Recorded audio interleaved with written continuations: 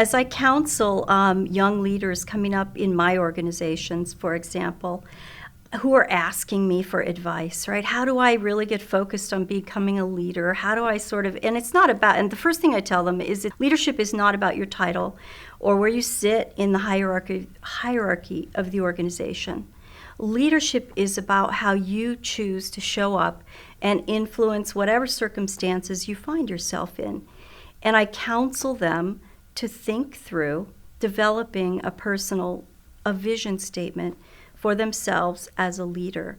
In fact, I had the privilege to have a leadership coach early on in my career, and he worked with me through a really painful process of developing my own personal vision statement for myself as a leader. And there are points, and I don't wake up every day and recite this vision statement to myself, nor did I then. But what it became was my North Star for really defining my role as a leader.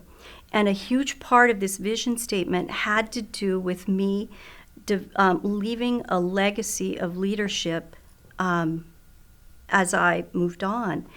And it's really interesting. I developed this when I was young. I don't know why I was thinking about a legacy at that point in time, but as a result, what's happened is I can look back over my 34-year career and see that I now have 17 people who worked for me who are now CIOs of fairly significantly sized organizations. And that's because that's how I viewed my vision as a leader, was to develop the people behind me. Yes, I was there to get work done, that were going to impact the bottom line of the organization, but I felt like my greater calling was to be a leader who could develop leaders.